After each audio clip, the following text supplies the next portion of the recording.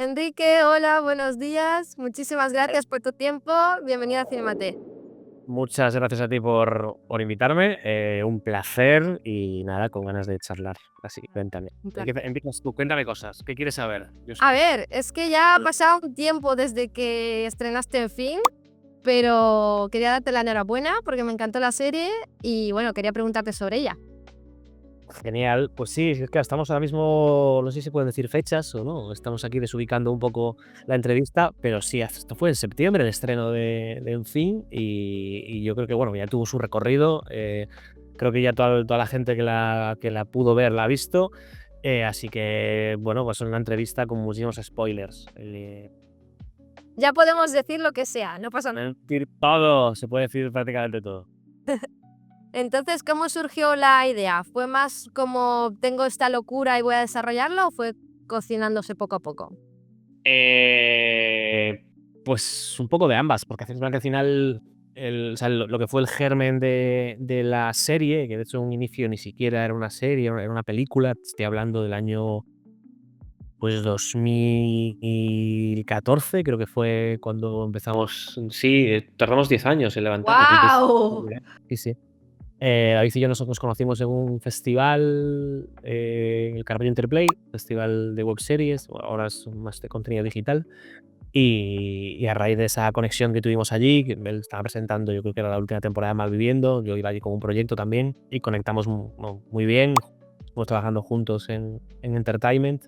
Y nada, al principio de esta relación surgió como esa idea, que era más que nada una premisa, una especie de high concept, ¿no? De un fin del mundo que se queda a medias, ¿no? Que finalmente no sucede y queríamos partir de ese coitus interruptus, ¿no? De ese fin del mundo frustrado para arrancar a partir de ahí una especie de apocalipsis bajo mínimos, ¿no? Y esa idea sí que, claro, fue como un fogonazo y nos llegó muy de repente. Entonces, una vez que surge, digamos, como que te atrapa mucho, pero claro, este tipo de conceptos que al final son tan poderosos y que potencialmente pueden ser tantas cosas, ¿no? Y que tú, ya no solo como creador, sino como espectador, ¿no? Al oírlos, como que ya te imaginas un montón de vericuetos que puedes desarrollar, son peligrosos porque, claro, eso que te agarra tanto también te genera una dispersión muy grande. Dices, ostras, vale, y ahora en base a esta premisa, ¿por dónde la enfoco, ¿no? ¿Por dónde la llevo? ¿Qué temas exploro? ¿Con qué personajes me quedo, ¿no? Y cabe ese segundo proceso, que es lo que realmente te crea una serie, porque bajo la premisa que te conté antes podría haber infinidad de series muy distintas entre ellas, y la que tenemos entre manos es la que es porque ha habido un desarrollo muy concreto, ¿no? Que lo ha llevado por unos caminos. Y ese desarrollo es lo que sí que se cocinó muy a fuego lento. Estuvimos, pues sí, casi 10 años. Empezó como peli, luego nos lo compró una productora, decidimos convertirlo en serie, se lo contamos a Movistar, la compró Movistar en su momento, hicimos un desarrollo de un par de años con Movistar, se cayó en Movistar, luego la recompró Prime Video, se desarrolló finalmente con Prime Video y se estrenó y ahí está, ¿no? Entonces, bueno, fue un fogonazo inicial, la llama, pero luego es verdad que fue una cosa de brasas, ¿no? De ir muy poco a poco Y vaya Estela, no pensaba que fuese tanto tiempo. Y ese sí. Y esa conexión que me cuentas con David, ¿es todo amor? ¿Fue todo amor el proceso o chocasteis en algo de forma creativa? Hubo un 80% de amor y un 20% de odio, ira y nada, en general, a ver, yo creo que el proceso fue muy satisfactorio porque si no, no estaríamos donde estamos, y sobre todo cuando pasan 10 años, ¿no? Tienes que saber reconciliarte, tienes que saber remar, ¿no? Con tu compañero. Pero vamos, David y yo nos pasamos muy bien siempre trabajando juntos, nos reímos mucho, trabajamos juntos constantemente, tenemos varios proyectos ahora mismo abiertos y sí, es genial. ¿Qué pasa? Que es verdad que siempre, pues a veces uno tira hacia un sitio, otro tira hacia otro y hay pequeños conflictos que siempre se resuelven pues dialogando, ¿no? Nuestro trabajo, bueno, David luego ya como director es otra cosa, ¿no? Ahí él tiene plenos poderes y siempre me lo echa en Ahí cara, tiene ¿no? mano dura. Y, claro, siempre tiene un poco ¿no? El comodín de dice, bueno, vamos aquí a conciliar nuestras posiciones, pero luego yo sé que cuando esté rodando, pues mando yo y adiós, ¿no? Y entonces ahí ejerce su tiranía. Pero luego, aparte del guión, consiste en llegar a acuerdos y convencer a tu compañero e intentar buscar un poco, ¿no?, un equilibrio en tu manera de entender, pues en este caso la comedia, ¿no? Y además que es eso, que al final conectamos muy bien. Lo único malo es que David yo creo que dejó de fumar porros en este tiempo, ¿sabes? Como que hubo una parte del proceso en la que dejó de fumar y te estaba especialmente insoportable y ahí es donde más chocábamos. Pero una vez que, ¿no?, que eso se estabilizó y que el mono se redujo, pues ya está, otra vez. Chico encantador y muy bien. Me estás describiendo una relación de pareja con mucha Sí, claro. terapia. Sí, es totalmente una relación. Sí, es absolutamente una relación de pareja. Y de hecho, hay de cuando en cuando que es como, ostras, David, hay que abrir la relación, ¿sabes? Tenemos que vernos con otras personas, tal, oxigenarnos. También tengo que Pero, tirar series con otra gente, por favor, ¿eh? claro. Pero no, pero en general, la verdad es que muy bien. Y de hecho, lo veré pasado mañana. O sea que... Mm, qué guay. A ver, la serie tiene un rollo muy mixto, ¿no? Tiene humor, tiene crítica social, tiene todo este trasfondo de apocalipsis. ¿Cómo decidíais hasta dónde llegar con cada cosa? El Eh, equilibrio. sí, pues mira, es una muy buena pregunta, la verdad. Porque sí que teníamos claro, yo creo que ahí hay algo casi de alquimia, ¿no? Que a veces ni siquiera sabes muy bien cómo lo has hecho. Pero sí que teníamos muy claro que una comedia, y esta en particular, tenía que tener una base dramática para que la sostuviese. Nos parecía que era ya no solo que hacía un mejor producto, para mí lo hace más interesante y genera como más empatía, sino que también lo que al final te articula, ¿no?, un poco la historia es lo emocional. Y sobre esa base emocional luego tienes que construir una base cómica, ¿no? Entonces, esa parte sí que la tuvimos muy clara siempre. No queríamos hacer una comedia que no tuviese ese pozo. Em, Luego la parte que puede ser más de crítica social, yo creo que nace sobre todo de la óptica que tenemos, ¿no?, de este fin del mundo. O sea, al final sabíamos que si nos íbamos a asomar a hacer una sátira, no dejarse una sátira, con componente apocalíptico, teníamos que enfocar diversos estratos sociales o diversos temas que nos afectan como sociedad desde esa óptica, ¿no?, de la ciencia ficción. Entonces, hay algo ya en ese planteamiento de, vale, si, pues, por ejemplo, en el capítulo 2 hablas de cómo funcionaría la economía, ¿no? Entonces, decides hablar del trueque y de que una moneda de cambio que obtiene mucho valor en ese caso es la droga, ¿no? Entonces, claro, ahí de repente tienes un enfoque que parte de una premisa de ciencia ficción, que es, pues, imaginarte cómo sería un mercado económico en un contexto apocalíptico, pero claro, al coger el referente que tú tienes, ¿no?, de tu sociedad a la hora bueno, eso, del mercado, de cómo funciona, pues innegablemente va a estar una crítica, ¿no?, al sistema. Entonces, yo creo que fue algo que surgió bastante de la propia mirada que teníamos, ¿no?, con el proyecto. Em, es cierto que hubo cosas que después nos sorprendieron, ¿no? Porque cuando tú estás haciendo algo, siempre proyectas a futuro, pues qué pensará la gente, ¿no? ¿Qué tipo de críticas habrá o qué comentarios harán?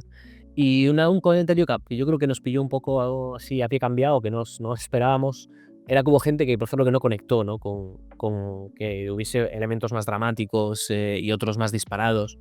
Y obviamente es una opinión muy lícita, ¿no? Pero a mí personalmente creo que parte del encanto de la serie es precisamente cómo consigue conjugar tonos que son muy distintos o como de repente te está contando una movida muy loca y como muy graciosa, pero te da un golpe porque justo después señala, ¿no?, algún elemento, pues eso, de crítica social o hace un referente a algún género que nos molase a nivel cine o no sé, o te cuenta algo dramáticamente como muy duro. Entonces, eso de repente a mí me motivaba, me parecía que era parte del alma del proyecto.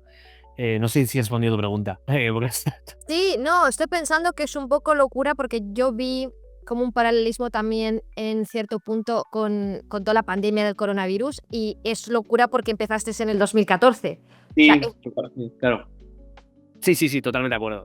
Sí, esto fue una cosa que te sorprende, porque tú estás haciendo una cosa que obviamente te suena muy lejana y de repente en este proceso de 10 años no solo cambias tú, que eso también pasa mucho, ¿no? En 10 años tú también cambias y de repente lo que estabas contando ya no es exactamente lo que querías contar. Por ejemplo, en ese proceso de 10 años David fue padre, yo también, aunque justo cuando estábamos ya terminando de escribir. Pero claro, eso de repente te reconfigura también lo que estás contando a nivel relación de familia, ¿no? De estos padres con su hija. Entonces que también en ese proceso efectivamente surge algo que no dejó de ser un apocalipsis también un poco interruptus, ¿no? O sea, que viste el fin del mundo muy de cerca, pero era mucho más mundano y mucho más aburrido de lo que pensabas que iba a ser, lo cual también conectaba mucho con el tema de la serie. Y es verdad que hay cositas que incorporamos, ¿no? Como este desarrollo fue muy largo, de repente en este proceso pues dices, ostras, hay cosas que sí que te funcionaban, no tantas como pensábamos, pero había cosas que de repente sí que aplicamos de nuestra experiencia viviendo el COVID, ¿no? Y yo creo que mucha gente también de repente como que conectó más con la serie porque tenía ese referente ahí. Pero fue una cosa que, bueno, que surgió, o sea, que no estaba. Nos pasó también hace poco con otro proyecto con el que también estamos trabajando ahora, que de repente pasó una cosa que también afectó a mucha gente y dices, ostras, de repente esto dialoga, ¿no? De alguna manera con lo que estamos escribiendo. No sé, esas cosas pasan, la verdad. A veces yo imagino que son cuestiones de suerte, de azar. Otras veces parece que hay algo que está ahí como flotando, ¿no? En la mente colmena y que tú lo has cogido antes de que eclosione y de repente pues hay una conexión ahí inesperada. Es súper budista, me encanta. Sin ser yo nada de eso, ¿eh? Pero sí que algo ahí, algo conectó de repente. Efectivamente. ¿Y qué incorporaste tú personalmente a raíz de tu paternidad? Eh, yo creo que tanto David como yo lo que conseguimos, no sé si lo llegamos a incorporar, porque obviamente la relación que puede tener estos dos personajes, el personaje de Tomás y el de Julia, ¿no? Con su hija es muy distinto, una cuestión de edad, ya es una adolescente, posadolescente ya, em, y ellos están divorciados, ¿no? Pero creo que sí que hubo algo que de repente nos ayudaba mejor a entender a Tomás y a Julia. ¿Sabes? Tú como padre tienes una conexión ahí con tu hijo que sabes que trasciende lo que él haga y lo que tú hagas. Hay como un amor ahí más, ¿no? Más puro y a base de. O sea, y que está más como, ¿no? Protegido de cualquier cosa. Y yo creo que eso nos ayudó a entender más ese motor emocional de los padres respecto a su hija. Que, a ver, al final tú lo escribes y yo puedo escribir sobre alguien que tiene nietos sin ser yo abuelo, ¿no? Pues sobre un asesino sin matar yo a nadie. Y es una escritura que obviamente pues, ¿no? Es igualmente válida. Pero sí que había algo, ¿no? Que emocionalmente nos hacía entender mejor a estos dos padres. Yo creo que cuando empezamos a escribirlo éramos más el personaje de Noah, ¿no? Y cuando terminamos de escribirlo éramos más los padres. Sí que hubo ahí una evolución. Y estoy muy contento de que fuese así. Yo creo o sea, creo sinceramente que la serie es mejor serie porque tardamos mucho en hacerla. Eso no pasa siempre, ¿eh? Pero creo que en este caso, por cómo pudimos hacerla finalmente, fue bueno ese tiempo de espera. Se ha nutrido de muchos factores que han ido apareciendo por el camino. Sí, sí, y además que al final creo que dimos con el sitio correcto para poder hacerlo. Porque si lo hubiésemos hecho antes, creo que se hubiese hecho de otra manera y no era exactamente la manera en la que la queríamos hacer. Quizás con menos medios también. Y es una serie que necesita, por razones obvias, de cierto presupuesto. Entonces, bueno, al final surgió y tardó, pero se hizo como se debería. ¿Sacaste algo de inspiración de series o películas? Sí, sí, sí, un montón. Yo creo que más nuestra generación es una generación pues, que consume mucho y que tiene de criarse, ¿no? Sobre todo en cine y en televisión. Es una generación muy espectadora, ¿no? Y a la hora de crear, yo creo que es imposible que eso de un modo u otro no te afecte, ¿no? Y sí que conscientemente jugábamos mucho a referenciar todo el rato cosas. Tienes, bueno, joder, lo más obvio, ¿no? Capítulo 4 es de quién puede matar a un niño, ¿no? De Chicho Ibáñez, que es una película que nos gusta mucho. Pero bueno, hay como, yo creo que en cada episodio hay referentes desde planteamientos del episodio, ¿no? De por dónde lo llevamos, por ejemplo. el tema de los niños en el 4, pero también pues, en el capítulo 4 hay una secuencia en particular con un momentito que por un plano, como gira ese plano y la música que suena es Los Vengadores, o sea, sí que había todo el rato referencias. Ahí, a capítulo 3, pues, por ejemplo, bebe de una peli que me gusta mucho, que es Cloverfield. Sí que hay, el 2 tiene elementos de western. No sé, había como un montón de, ¿no? de pequeñas referencias que intentábamos transmitir. Luego, por tono, hay cosas, pues la trilogía El Corneto, ¿no? De Edgar Wright, que también nos gusta mucho. Y después estábamos como constantemente intentando revertir fundamentos del propio género, ¿no? Sobre todo de la ciencia ficción, del terror. A veces pues cogías cositas de pelis de zombies o cogías cositas de... No sé, hay cosas de una serie también que me flipa, que es Leftovers, ¿no? Esta especie de secta de gente que fuma, pues conecta con coca. Entonces, bueno, sí, metimos un montón de cosas en una coctelera. Intentamos que no fueran solo referentes, ¿no? Que luego pues estuviesen un poco tamizados por nuestra voz y que tuviesen un poco de personalidad, pero sí que hay mil cositas que beben de pelis, de series, de libros también, de cómics. O sea, yo creo que al final uno en gran medida es lo que consume, ¿no? Entonces, hay de todo ahí. Eres la primera persona que me habla de Leftovers. Pensaba que solo la veía yo. Hombre, Leftovers es maravillosa. Y sí, esta serie tiene mucho que ver. Claro, Leftovers también es un apocalipsis Sí. A medias, ¿no? Y es una premisa más que sobre todo que tiene un pie en lo emocional, claro. También una paternidad y relación con la hija. Totalmente, la paternidad también. Sí, el propio protagonista, ¿no? Con su padre. Y luego es una serie tremendamente existencial. La nuestra lo es un poco, es un existencialismo, está más camuflado, pero... Más graciosa, la otra es dramón. Todo es un dramón, claro. Pero es una serie maravillosa. A mí, de hecho, hay una cosa, por ejemplo, que me gusta mucho, Leftovers, algo que se había planteado ya desde un inicio Lindelof, seguramente por los palos que recibió con Lost, ¿no? Que era todo de no explicar, ¿no? No explicar el por qué sucede esto, por qué la gente desaparece. Tú vas a hacer un viaje en base a una premisa y lo que importa no es el por qué, no el qué, o sea, qué es lo que va a suceder después de que esto pase, ¿no? Después de que toda esta gente desaparezca. Y era algo que también nosotros teníamos muy presente en las series, como, bueno, pues este planeta pasa de largo, pero me da igual el planeta, me da igual por qué pasa de largo, me da igual por qué llego hasta aquí.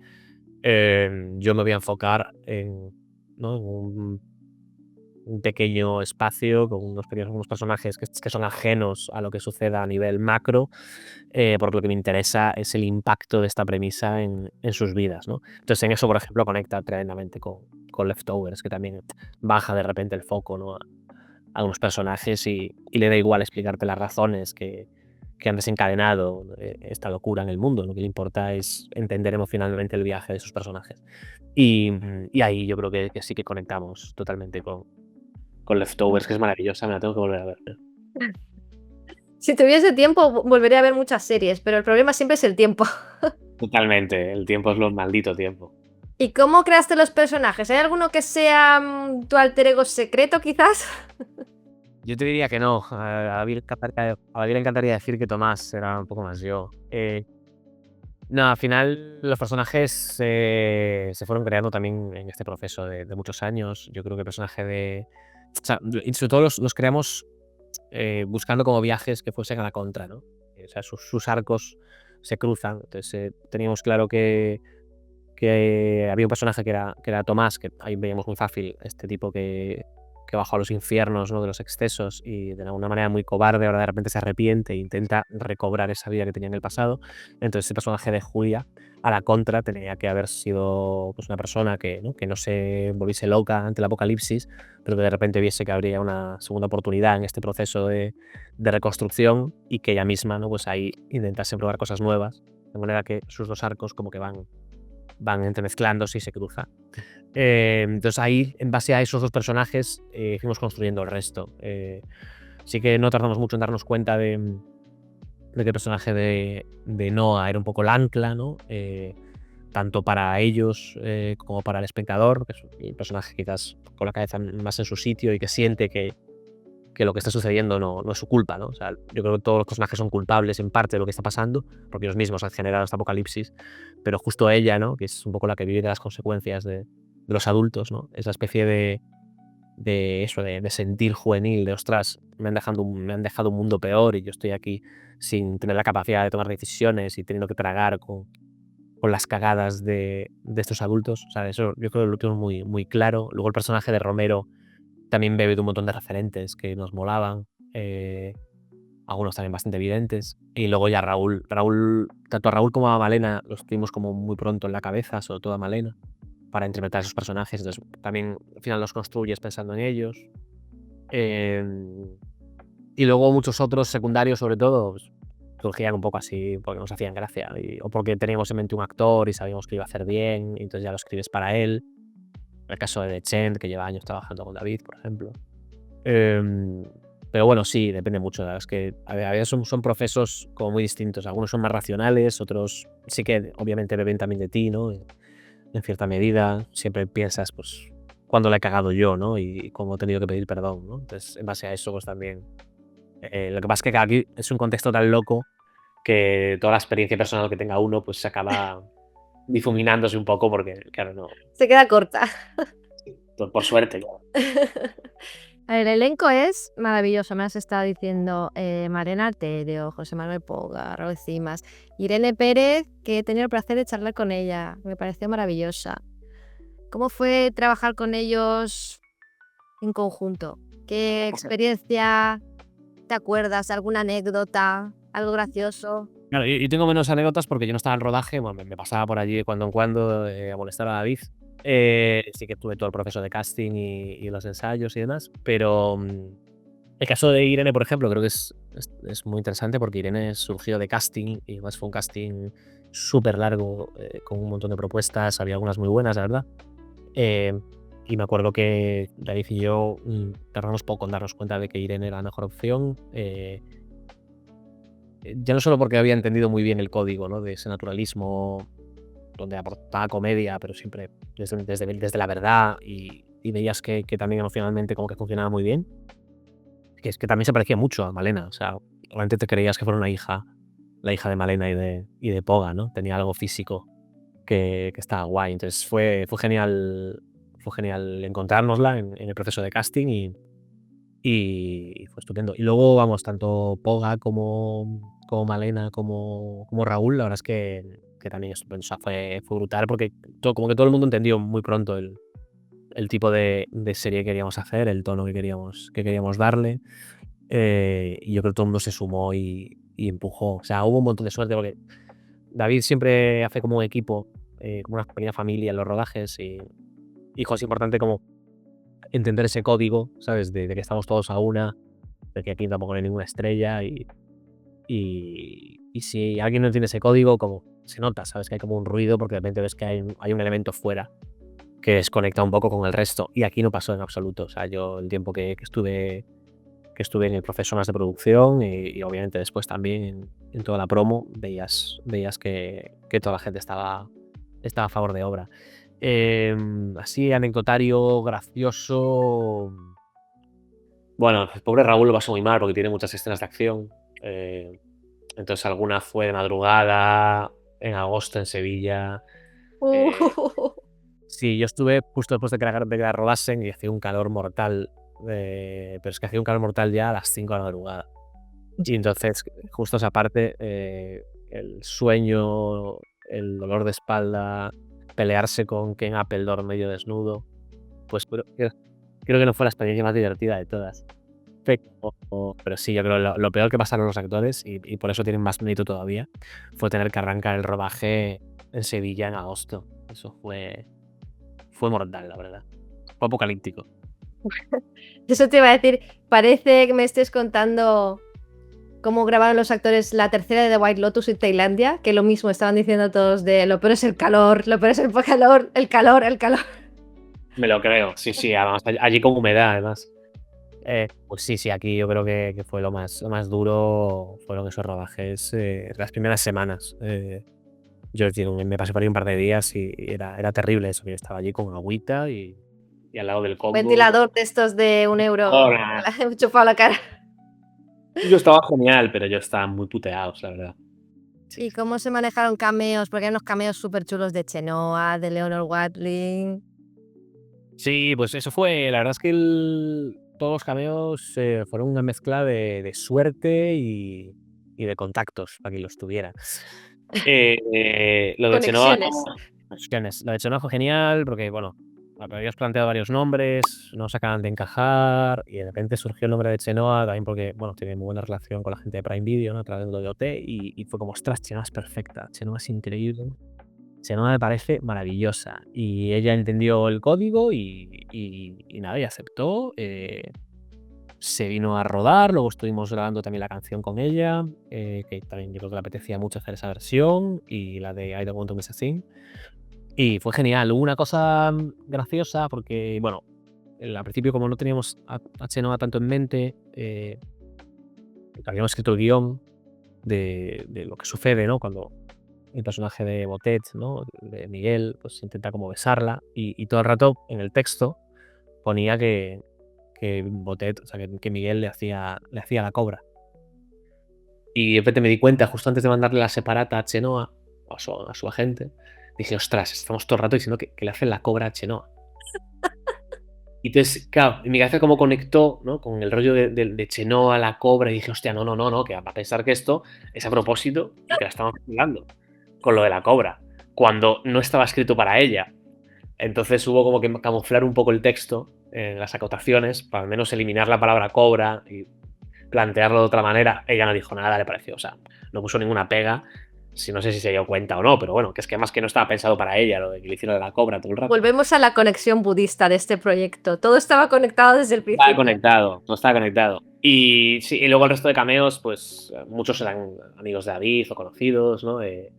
Bueno, el caso de Leonor, teníamos claro que el personaje de Amaya, que aunque sale poco, o sea, sale pocos, sale solo en el último episodio, nos parecía que tenía que ser un personaje que tuviese como mucha fuerza, entonces queríamos una actriz como con mucha personalidad o que tuviese como eso que queríamos alguien que tuviese como esa energía de creerte que lo dejes todo por ella y que pueda tener también el carisma, ¿no? De ser la líder de una secta. Entonces, que tenemos el Leonor, yo creo que de los primeros nombres, sino el primer nombre que surgió, y a ella le cuadró, le gustó el proyecto, la verdad es que muy bien, y entonces ahí se sumó, ¿no? Pero el casting fue curioso porque, yo te digo, había nombres que sí que estaban muy claros, otros dieron como muchas vueltas, tardamos mucho en dar con Tomás, y al final fue maravilloso. El personaje, por ejemplo, el de Miguel, pues Botet entró como a última hora, casi de rebote y fue genial. A veces pasa esto, ¿no? Bueno, pues todo cae un poco de cara y acabas haciendo algo guay. Y entonces estamos muy contentos en ese sentido, la verdad, fue una suerte. Sí. Además, tú has trabajado en un montón de cosas, desde la televisión gallega hasta escribir para plataformas. Em, ¿Qué diferencias notas en trabajar en la televisión, en escribir ahora para Prime? ¿Dónde estás más a gusto? Eh, Pues mira, hay un montón de diferencias, tanto de dinero, como sobre todo de dinero, como de formato, como de libertades, ¿no? Hombre, en general uno está más a gusto cuando creativamente puedes hacer lo que quieras, y cuando encima te pagan muy bien y cuando además tienes dinero para poder hacer una producción, ¿no? En la que no tienes que andar pensando, ostras, que aquí solo puedo tener tres escenarios, entonces tengo que coger esta secuencia y pasar la cafetería, o aquí este personaje no puede hablar, muchas veces pasa, no puede hablar, entonces tengo que poner todo el texto en este otro personaje y que éste simplemente asienta con la cabeza, son figurantes sin frase y no le podemos. Entonces, claro, el proceso en general es más satisfactorio cuando estás con una plataforma, pues que además sabes que luego va a tener músculo para poder divulgar y promocionar tu obra y todo eso. Pero a mí también me gusta muchísimo trabajar cuando he trabajado para otro tipo de proyectos más pequeños, ¿no? Ya sea para una cadena generalista o para una cadena autonómica directamente. Em, y me gustan a veces porque el formato cuando es más restringido, cuando te permite menos libertades, también te obliga a agudizar un poquito el ingenio, te obliga a tirar de oficio. Y hay algo ahí también que a mí me gusta mucho, que me gusta mucho escribir, pero como oficio, ¿no? Ya no solo desde la vertiente más artística, es que soy un creador, tal, no. A mí lo que me gusta es mi trabajo y hay algo en mi trabajo que disfruto mucho cuando tengo que adaptarme a, o sea, un presupuesto menos holgado, ¿no? Y entonces eso sí que es algo que, bueno, con lo que me formé mucho y que aprendí mucho cuando trabajaba aquí en la televisión de Galicia muchos años. Y es algo que siempre disfruto también, ¿no? El tener que bajar más a la televisión clásica y a esos vericuetos de la producción y de tener que acotar más, ¿no? Una serie. Y luego también hay algo que me gusta más de ese tipo de televisión, que tienen formatos más extensos, porque a veces las plataformas haces casi siempre miniseries porque nunca te renueva la temporada y son temporadas de 6 episodios, con suerte haces 8.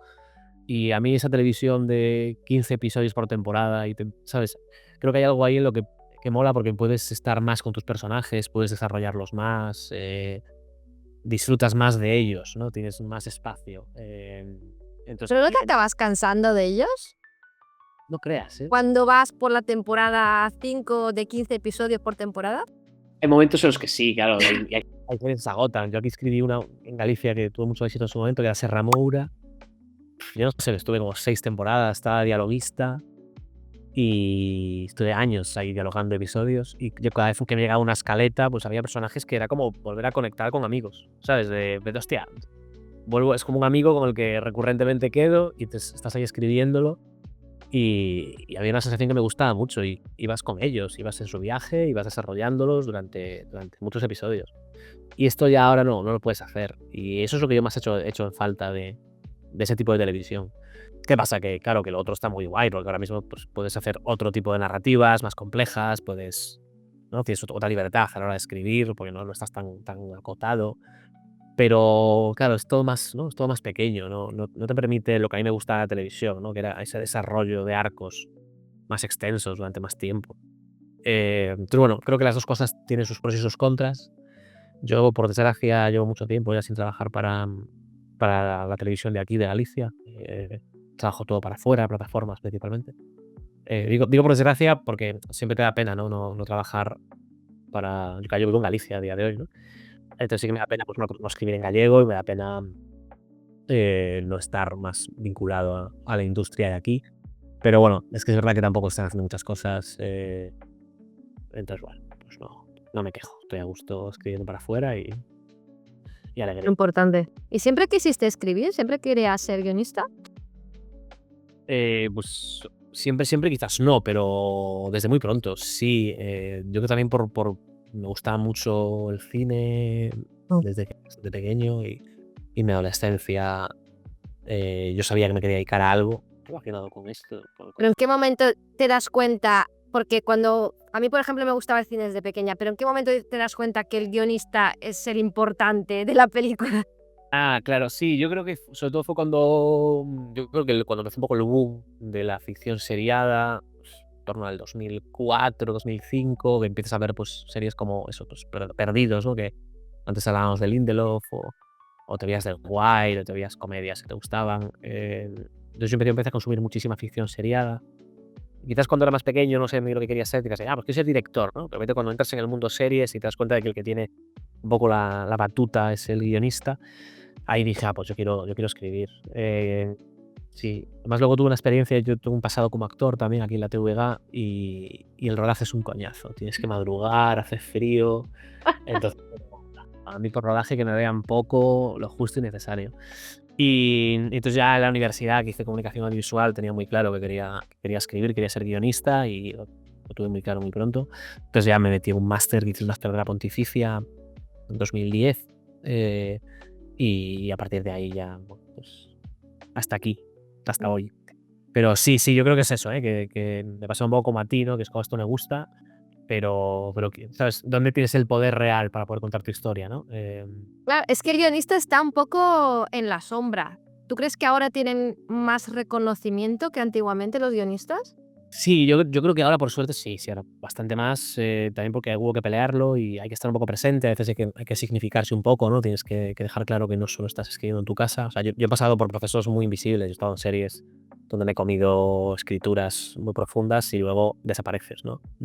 Nadie te pregunta cómo va a contarse eso luego en pantalla y ya casi A mí me ha pasado de escribir cosas que luego estaban tremendamente mal dirigidas. Y entonces, porque nadie te pregunta, porque nadie sabe leer lo que pone ahí, que eso también pasa a veces, ¿no?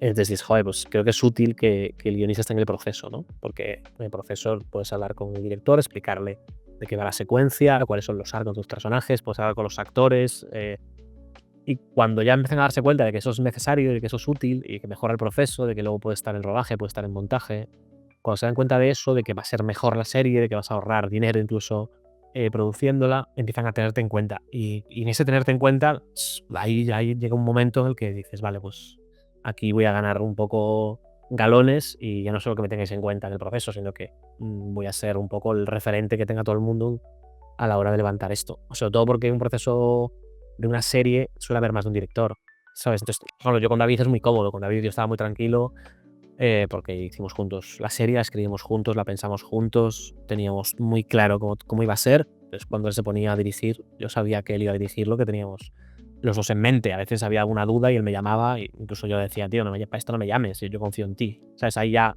una conexión que trasciende todo eso, porque son muchas horas delante del ordenador los dos juntos. Mm. Pero claro, cuando tú no estás en ese proceso y llega un director de fuera, tú tienes que explicarle a él cómo es la historia, ¿no? Y si, sobre todo si, como siempre pasa, no es solo uno, sino que hay dos directores. Entonces ahí es esencial esa figura del guionista porque unifica todo el proceso. Y lo que te decía, que yo creo que ahora, por suerte, ya no solo se han dado cuenta de que es necesaria, sino que ha habido un esfuerzo por parte del colectivo para decir, oye, que es que aquí estamos nosotros y ahí tenemos que tener, ¿no? Un mínimo de crédito en esto. Que es un crédito que lo que hace es darte trabajo a futuro. O sea, si al ser que la gente sabe quién sabes, pues Sasa sabe quién eres, pues va a tenerte en cuenta. Y es fastidioso, ¿eh? Porque, claro, al final yo lo entiendo. El guionista, o sea, mi chica, por ejemplo, es foquista, ¿no? Trabaja ya rodando. Y yo tengo un montón de amigos que, pues, actores o técnicos y demás. Claro, ellos siempre se incorporan al proyecto cuando el proyecto ya es algo. Claro, sí, al final actores técnicos cuando llegan a un proyecto, ese proyecto ya tiene unos cimientos y se va a poder rodar y va a existir como tal, ¿no? Pero cuando tú eres guionista, al final pasas por un proceso en el que casi todo lo que escribes acaba en un cajón y nunca se produce, ¿no? Entonces tienes que lidiar, pues casi como los actores que van a un casting, ¿no? Tienes que lidiar mucho más con el rechazo, tienes que lidiar con otros tiempos, sobre todo. Tienes que esperar mucho más tiempo a que tu trabajo exista como tal y eso pues, puede generar un montón de dolor. La parte buena, claro, es que otra gente tiene que esperar a que la llamen para que exista ese trabajo y tú tienes la capacidad de poder generarte tú ese curro, ¿no? Pero es un proceso final también muy invisible porque toda esa parte, ¿no? de la maquinaria que hace una película, una serie exista, no tienen por qué verte. O sea, todo el previo, ¿no? No lo conocen. Por eso es importante que uno esté presente también. Es como, oye, que esto surge de un montón de años de trabajo, de un proceso muy largo. Entonces ahora empieza el rodaje, que es importantísimo, pero ese rodaje existe en base a que otras personas, productor, plataformas, cadenas y guionista, han estado ahí, ¿no? Picando piedra. Entonces, bueno, son como etapas del proceso muy distintas, todas muy válidas. Luego está también el mundo del montaje, que es otra historia, y también tienen sus miserias. Pero bueno, yo creo que son todas muy bonitas, pero hay que reivindicarlas, ¿no? No solo las que tienen más proyección, que sobre todo el mundo actores y demás. Hay que reivindicarlo todo. No, sí, el principal es el guionista, yo siempre lo he dicho. Lo que pasa es que, pues eso, lo que dices tú, hay que reivindicarlo. ¿Y Sí. qué me dices? ¿Tendremos temporada 2 de En fin? Pues no sé, ahí no sé si puedo decirte algo, la verdad. O sea, A ver si la vamos a liar al final. no, claro, no, yo no, hombre, eso nunca. No, pero sí, al final, sobre todo con este tipo de plataformas, firmas un montón de acuerdos de confidencialidad. Entonces no te puedo bueno, no te puedo decir nada. ¿Pero estás en Prime o estás en Marvel? Porque esto ya es mucho misterio. Sí, la verdad es que da igual donde estés, tienes firmas en todos lados. Pero bueno, las plataformas, las americanas sobre todo, son especialmente celosas. Entonces no te puedo contar nada. Así que David y yo tenemos un montón de ideas y había un montón de planteamientos para la temporada 2. Creemos que la primera cierra bien. pero también deja cosas en el aire. Entonces, bueno, sería estupendo poder plantear una temporada 2, pero a día de hoy, así entre tú y yo creo que es complicado. Pero bueno, abierto está. Vale, estaremos pendientes. He visto también que tienes un proyecto nuevo con Elena Naya, nada menos. Cuéntame sobre eso. Sí, eso puedo contar algo también. Pues es una serie que también que escribí, creé con Fran Carvallal, que es otro compañero con el que también trabajo mucho. De hecho, hay un proyecto en el que estamos ahora mismo, David, Fran y yo, lo estamos los tres haciendo una cosa también con muy buena pinta, que ojalá poder contarla pronto. Pero bueno, es un proyecto que surge de una época en la que estábamos Fran y yo en el departamento de desarrollo de Plano a Plano, que es una productora con la que trabajamos mucho y tenemos muy buena relación, y en la que estuvimos él y yo trabajando internamente allí en el departamento de desarrollo durante unos años. Y esto fue una idea que ya tenía Fran de antes, desarrollamos él y yo juntos, yo creo que fue en el 2021 o por ahí. Y también tardó bastante en levantarse, porque son unos procesos lentos. Entró luego un socio que es Dynamic, que es una productora americana que ha hecho series muy guays como Drops of Pod, está en Apple TV. Y bueno, Elena Naya estuvo casi desde el minuto 1 en el proceso, porque un casting que estaba muy claro, tanto ella como Imanol Arias.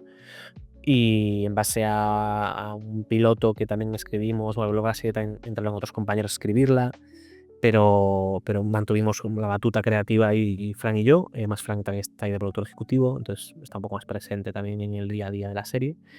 Y es una serie sobre, bueno, surge de una... No decía anécdota, porque no sería un poco restarle valor, pero cuando fue el crimen de Diana Kerr, el personaje este terrible del asesino, bueno, del chicle, ¿no? Tenía una hija, y la hija en alguna entrevista en algún momento decía que, claro, que su padre era un buen padre con ella, ¿no? O sea, que al final la relación que ellos tenían, pues que obviamente no estaba, ¿no? No estaba manchada por lo que luego el padre realmente era.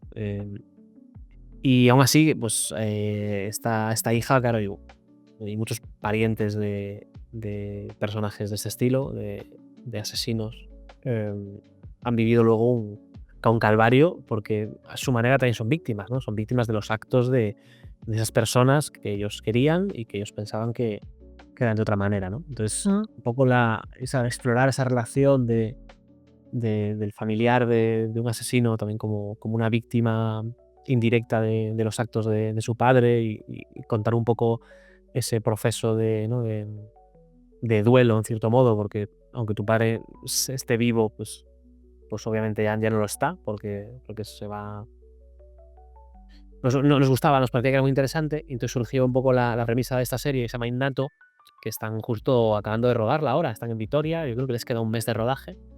Pinta. Sí, es la historia de una mujer que es Elena Naya, tiene una vida idílica, es una psicóloga pues, casada, con un hijo, todo estupendo, todo muy bonito, y de repente empieza a ponerse muy nerviosa porque sale de la cárcel un señor, que es Imanol Arias, que es el asesino del gasoil, que era un tipo que cometió una serie de crímenes hace 20 años, estuvo encerrado en la cárcel, ahora sale, y resulta que este señor es su padre, aunque ella no se lo haya dicho a nadie, porque se ha montado una burbuja de perfección alrededor de ella, ¿no? Entonces, no, digamos que rompió con su pasado, pero su pasado vuelve, y vuelve hasta el punto de que hay una serie de asesinatos que coinciden con lo que esta señora hacía hace 20 años. Entonces ella empieza a obsesionarse con si es su padre que vuelve a matar o si es otra persona la que está detrás de esos crímenes. Entonces, bueno, al final cuentas bastante del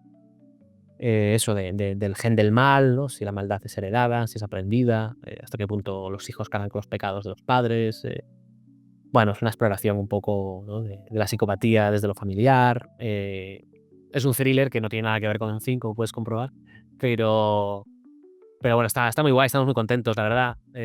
Sí que es una serie pues, con otras características, ¿no? Tanto de género como del dibujo que se hizo a nivel producción. Y el casting, imagino que lo anunciarán pronto, más allá de Elena y de Imanol, y es un casting brutal, estamos súper contentos. Hay un montón de actores muy guays, y ojalá que podáis verla pronto. Suena una serie que voy a ver 100%. Todo lo que has descrito es como mi tipo de serie. Está guay, ¿no? Y además es verdad que el thriller es un whodunit, porque claro, está muriendo gente, hay un asesino y entonces no sabes muy bien quién es. Entonces, bueno, como espectador, pues siempre tiene ese punto ahí guay de intentar adivinar quién es el asesino. Quedamos contentos con... Te puedo decir una cosa, que es que al principio iba a ser uno y en el proceso de escritura decidimos que fuera otro. Por razones que si digo ya son un poco spoiler, o sea que no las voy a decir. Vale. Pero bueno, que fue cambiando un poco el asesino y estamos muy contentos, la verdad, con el Qué guay. resultado. Cómo mola también que Beyond sea este proyecto como vivo, ¿no? En constante transformación. Sí, yo creo que en este caso además teníamos un poco más de prisa a la hora de escribir y bueno, pero tenemos también un equipo detrás y yo creo que eso es, o sea, es bueno que sea un proyecto vivo. O sea, cuando tú partes al final de un mapa de tramas, ¿no? Que es esta especie de guía que tienes al inicio antes de ponerte a escribir. Yo estoy a favor de hacer el mapa de tramas, pero estoy a favor de hacerlo para luego destrozarlo, porque cuando te sientas y bajas a tierra, empiezas a escribir la serie de verdad, surgen cosas, hay otras que de repente te das cuenta de que no funcionan, y fue lo que pasó aquí. Aquí surgieron cosas y había otras que era como, ostras, esto es un poco obvio, entonces vamos a llevarlo por otro lado. Bueno, tienes que tener un poco la libertad, ¿no? de saber reconducir un poco el rumbo si ves que... Y estamos muy contentos, la verdad, estamos muy contentos. Lino Escalera y Matorrente y están haciendo un curro muy guay también y muy bien. Qué guay. Está chula la serie. Oye, para acabar, quiero proponerte un juego Venga, fantástico. en el que tengas que elegir a qué catástrofe cinematográfica preferirías enfrentarte. Buah, vale. Tengo que decir una peli... No, yo te voy diciendo y tú vas eligiendo, Ah, genial, venga. ¿vale? Vale, Empezamos. muy bien. ¿El día de mañana o 2012? Bueno, el día de mañana, que me da gusto ir lo de que haga frío. ¿El día de mañana o Soy Leyenda? Soy Leyenda porque me flipa en todas sus adaptaciones, me flipa la novela de Richard Matheson y me flipan las 3 adaptaciones que he visto. Así que Soy Leyenda, además, joder, son zombies rápidos. Los zombies rápidos molan mucho. Bueno, pues espérate que todavía quedan. Venga. ¿Soy Leyenda o Guerra Mundial Z? Soy Leyenda, es que me gusta mucho Soy Leyenda. Está bien Guerra Mundial Z, me mola como, ¿no? Esa masa informe que escala muros. Ahí se han flipado, ¿eh? Eso a mí no me gustó mucho. No te gusta, ¿no? Ya, es bastante loco. Y tiene un pelazo Brad Pitt, pero sí, sigo con Soy Leyenda. Venga. ¿Soy Leyenda o el libro de Eli? Nada, Soy Leyenda. ¿Soy Leyenda o 28 días después? Buah, claro.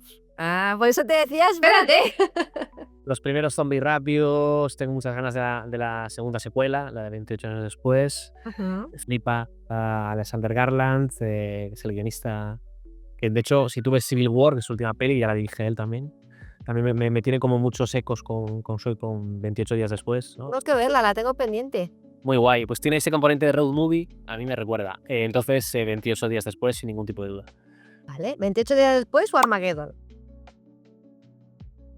28 días después. Armageddon tiene un temazo, como bien sabrás. Sale guapísima Liv Tyler, sale guapísimo Ben Affleck, pero 28 días después. 28 días después o La Noche de los Muertos Vivientes. Ahí volvemos a los lentos. Claro, es lento, es un clásico. Pero bueno, aunque sea un clásico, me quedo con 28 días después. 28 días después o La Guerra de los Mundos. La de los mundos, la de Spielberg, o en general, la de El clásico. bueno, el clásico. Es que mola el componente. Mola el componente alienígenas. Pero como estoy esperando que me digas una, que si me dices una, hay una por la que voy a cambiar. ¡Ay! Pero no sé si vas a decírmela. Entonces ¡Qué rabia! A ver, vamos a ver. me voy a quedar con 28 días después. 28 días después o Wall-E.